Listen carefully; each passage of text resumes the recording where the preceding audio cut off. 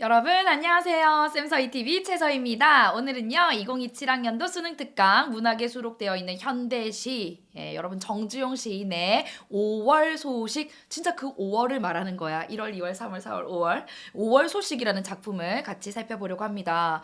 여러분 이 작품 들어본 적 있나요? 없을걸요. 한 번도 출제된 적이 없어요. 그래서 우리에게는 낯선 작품이다. 그래도 괜찮아요. 쌤서이가 있잖아요. 바로 알아보러 갑니다. 자, 여러분 정주용 시인 이 작품은요. 옆에다가 하나만 써둘까요? 1927년도 6월에 발표를 했고요. 실제로 이 작품 말미에 뭐라고 적혀 있냐면 1927년 5월 경도 이렇게 적혀 있거든. 그러니까 일본이야. 일본에서 정주용 시인이 유학 생활을 할때 말 그대로 진짜 5월에 쓴 작품이구나라는 걸 알 수 있는 표시가 되어 있었습니다. 그리고 그 다음 달에 바로 발표가 된 건데요. 그러면 정주용 시인이 말하는 이 5월의 소식은 어떤 소식일까? 소식이라는 건요, 편지를 얘기하거든. 정주용 시인이 자기의 경험을 100% 그대로 반영하진 않았겠지만, 그럼에도 불구하고 이 시인의 어떤 맥락을 반영해서 본다면 여동생을 그렇게 아꼈다고 해요. 그래서 여동생 바라기 오빠 알지? 늘 여동생 걱정하고 사랑해주고 여동생 소식을 기다리고, 그런데 이 여동생이 여기 보면 교원으로 발령난 너라고 제가 표시를 했는데요. 이 여동생이 실제로 이제 인천의 강화도로 교원으로 발령이 나서 갔다라는 기록이 있거든요. 그래서 그 여동생을 그리워하면서 쓴 작품이 아닐까라고 짐작을 해볼 수 있을 것 같습니다. 자, 핵심 정서는요, 그리움이고요. 우리 수능특강 문학에서는 보기박스를 통해서요, 이 작품은 모더니즘의 특징을 가지고 있는 모더니즘 계열의 작품이다. 우리 정지용, 그리고 김광균, 그리고 김기림 시인 하잖아요. 그럼 이제 모더니즘의 대가라고 할 수 있거든. 30년대 모더니즘의 특징을요, 제가요 몇 개의 단어로 말하긴 어려워요. 그런데 시험에 자주 나오는 포인트만 정리를 해드리면요, 이 두 번째야. 감각적 이미지를요 매우 잘 섬세하게 사용을 하고요. 그리고 특히나 이 마치 언어로 그림을 그린다라는 말처럼요, 분명히 언어로 적힌 글이거든 이 시가. 근데 걔를 읽으면요 머릿속에 한편에 그림 장면이 딱 그려진다고. 그거 회화적인 특징이다. 회화적 이미지를 잘 활용한다라고 얘기를 해요. 그리고 여기에 하나만 더 추가하면요, 듣도 보도 못한 참신한 비유. 그러니까 엄청 머리가 좋아야 돼, 이 작품을 쓰려면. 그래서 이런 그 특징들을 우리 대표적인 모더니즘 계열의 시가 갖는 특징이다라고 얘기를 하고요. 정주영 시인 역시도 그런 특징을 잘 보여주고 있습니다.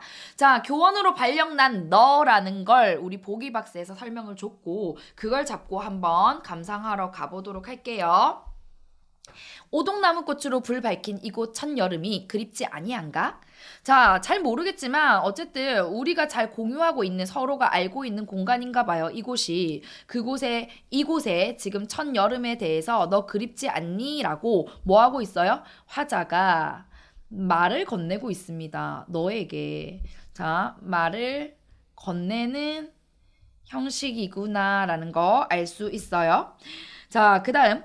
어린 나그네 꿈이 시시로 파랑새가 되어 오려니 나무 밑으로 가나 책상 턱에 이마를 고일 때나 네가 남기고 간 기억만이, 그러니까 너와 관련된 기억만이 소곤소곤 거리는구나. 여러분, 기억이 어떻게 소곤거려? 이거 의인법이죠. 맞지? 그런데 소곤소곤 거린다라고 말하는 순간 어떤 감각이 살아나요? 저 청각적 이미지가 살아나지. 그러면 1년 어렵게 생각하지 마세요, 여러분. 파란색 각주 같은 거 외우려고 하니까 어려운 거야. 그게 아니라 그냥 맥락적으로 생각해 볼게요. 저 화자가 누군가에게 너 이곳 첫여름 그립지 않니? 라고 물으면서 어린 나그네의 꿈이, 이 나그네의 꿈은 글쎄요, 제가 짐작컨대 맥락상으로 본다면 이 네가 남기고 간 기억과 나란히 연결을 시켜서 본다면 얘가 파랑새가 되어서 온다라고 했잖아요, 이 꿈이. 그래서 아마도 그리운, 내가 그리워하는 대상인 너가 가지고 있었던 꿈이 아닐까라고 생각해 볼 수 있을 것 같아요. 그래서 어쨌든 너와 내가 나눴던 여러 기억들, 이야기들, 이런 것들이 이제 나에게 돌아오는 거지. 계속 생각난다는 거지. 그래서 나그네 꿈이 파랑새가 되어 오고 나무 밑으로 가나 책상 턱에 내가 이마를 고일 때나, 어쨌든 이렇게 이런 행동을 할 때도 저런 행동을 할 때도 너는 내가 잊을 수가 없어. 네 생각이 계속 나라는 거예요. 내가 남기고 간 이 기억만이 소근소근 내 귀에 거리는구나. 그 기억이 계속 되살아나는구나 정도의 의미야. 와, 되게 그립나 보다. 되게 애틋하게 이 기억을 하고 있나 보다. 자, 이연으로 넘어갈게요. 모처럼 만에 날아온 소식에 이게 핵심 포인트지. 아하, 제목에 5월 소식이잖아요. 이 소식이 편지라고 생각하면 이해가 확 될 거예요. 자, 모처럼 만에 너로부터 편지를 받은 거야. 누가요? 화자가. 그러면 어떻겠어요? 너무 기쁘겠지. 네 소식을 이제 들을 수 있으니까. 그래서 여기 대놓고 말합니다. 나 반가웠대. 반가운 마음이 울렁거렸대요. 반가운 마음이 울렁거려. 그 편지의 가여운 글자가 있을 거냐. 그 편지의 글자마다 먼 황해가 남실거리게 느껴졌대요. 이건 또 무슨 말이야? 어렵죠. 쉽지 않아. 자, 황해는요 서해를 얘기하는 거잖아. 그래서 보기 위해서 맥락을 주는 겁니다. 자, 교원으로 발령난 너. 이 교원으로 발령난 네가 간 곳이 어디냐면요, 여러분. 실제로 정지용 시인의 여동생이 교원으로 인천 강화도에 발령을 받았다고 하거든요. 이제 저는 그 맥락을 넣어서 보니까 이해가 쉽게 되더라고요. 그래서 너로부터 이제 뭐 오빠 잘 지내요? 하면서 그곳은 안녕하신가요? 뭐 이런 편지가 왔겠죠. 그걸 받고 이제 너무 반가워. 반가운 마음이 막 울렁거려. 그리고 네가 나에게 준 그 편지 내용을 보니까 네가 있다고 하는 그 서해 바다가 막 여기서 출렁출렁 거리는 것처럼 느껴져. 여기까지 이해됐어? 그럼 잘 따라오고 있습니다. 자, 그러면서 편지를 읽다 보니까 너에 대한 그리움이 더 커졌겠지? 나는 갈매기 같은 종선은요, 배야, 배. 큰 배에 딸려있는 작은 배를 얘기하는 건데, 나는 그런 배인데 배를 어디에 직유법 비유하고 있냐면 갈매기 같은 배래요.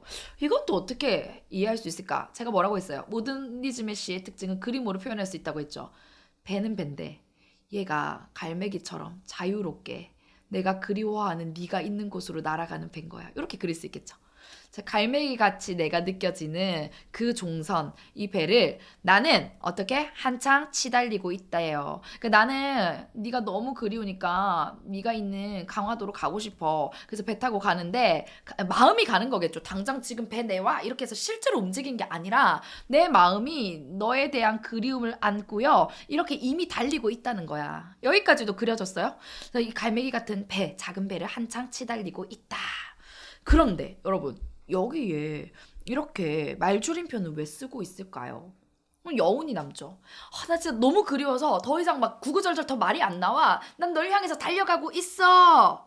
라는 이 일단 그리움의 여운을 주고 있다라는 게 일반적으로 우리가 생각할 수 있는 부분인데, 저는요 여기 한 걸음 더 나아가서 모더니즘 시인이고 다양한 기법을 시도해보기도 했고 실제로 언어를 통해서 시각적인 어떤 효과를 주고 싶어 하기도 했단 말이야. 그런 경향을 반영해서 본다면 요거 배어 물살을 막 가르면서 쌩하게 날아가고 있는 그런 이미지를 자연스럽게 떠오르게 만드는 게 아닐까라는, 그래서 마음이 막 앞서서 달리는 그런 모습을 시각적으로 묘사하고 싶은 게 아닐까라고도 읽어낼 수도 있을 것 같아요. 물론 이런 것들을 정말 제대로 감상시키기 위해서 혹시나도 출제하기 위해서는요. 그런 부분 관련된 보기를 반드시 주니까 걱정하지 마세요. 자, 쾌활한 5월. 자, 지금 5월 소식 5월을 얘기합니다. 자, 쾌활한, 난 지금 네 소식을 듣고 너무나 반가웠기 때문에 지금 이 5월은 나에게 쾌활하게 느껴져. 자, 근데 이 참신한 비유 어떻게 해요?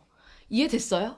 참신한 비유라는 말은요, 들어본 적 없는 비유. 그래서 시를 감상하는 사람들에게 자유롭게 해석을 열어줄 수도 있지만 수험생들에게는요 굉장히 낯설고 어렵게 느껴질 수 있는 지점인데, 넥타이가 난데없는 순풍이 되어서 외다른 섬 로맨틱을 찾아갈까나? 이렇게 얘기하는 거야. 다시 말하면 제가 그림을 한 번 더 그려볼까요? 넥타이가 순풍이 됐대. 그러니까 바람을 맞아서요. 이 배가요. 여러분, 배가 바람을 잘 맞잖아? 순풍을 잘 맞으면 돛이 이 바람을 잘 타고요. 굉장히 빠른 속도로 목적지까지 갈 수 있어요. 이 바람을요. 역풍 잘못 맞으면 아무리 노력해도 안 가진단 말이야. 그러니까 나는 너를 너무 그립고 보고 싶고 해서 네가 있는 그곳으로 강화도 서해 황해로 가고 싶은데 쾌활한 5월 내가 넥타이를 매는 사람인가 봐. 이 넥타이를 한번 입체적으로 그려볼게. 이 넥타이가요. 이렇게 순풍에 돛을 단 것처럼 이렇게, 이게 배야 배.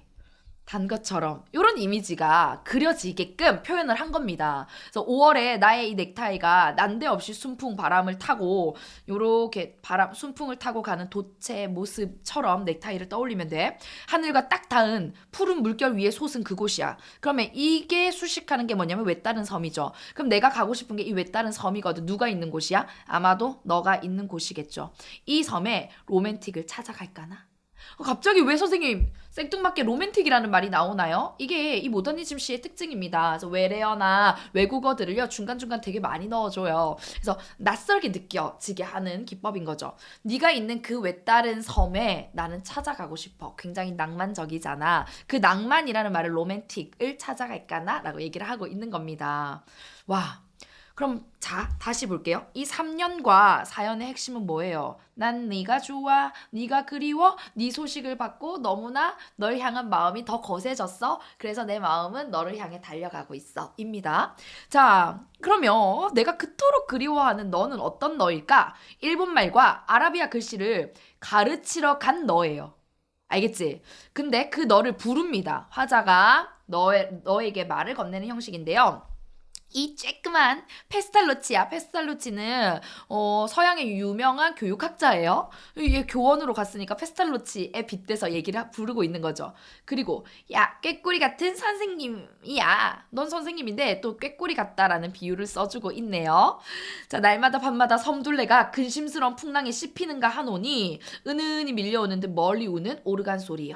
밀려온대요. 이 소리가 청각적 이미지인데요. 이 시각적 청각적 이미지가 굉장히 잘 활용이 돼 있는 작품이잖아. 보세요 여러분. 날마다 밤마다 섬둘레가 이 섬은 아까 여기 외다른 섬이랑 연결시켜 보면은 그리운 네가 있을 것으로 짐작되는 곳이다. 그런데 화자는 그 섬 주변이 둘레가 근심스러운 풍랑에 씹히는가 하노니 이건 뭐예요? 그렇지 걱정이지.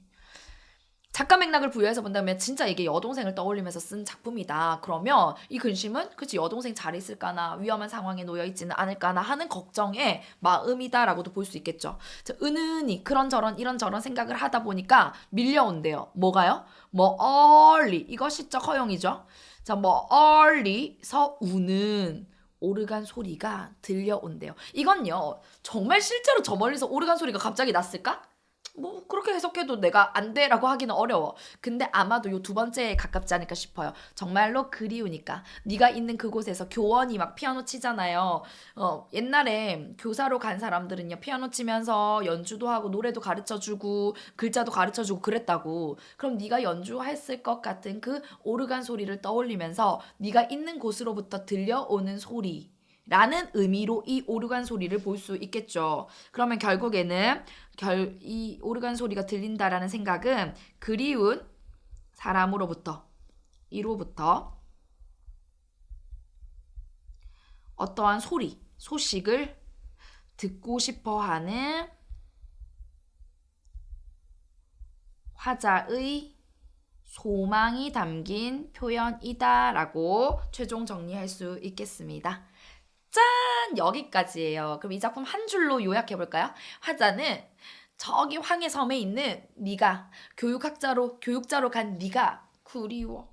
네 소식 편지를 받고 나니까 더 마음이 그리워. 끝났어요. 게임은 끝납니다. 여러분 여기까지만 알면 돼. 그 외에 뭐 구구절절 이럴 것이다 저럴 것이다 작은 각주들은요 오히려 우리를 혼란스럽게 만들 뿐입니다.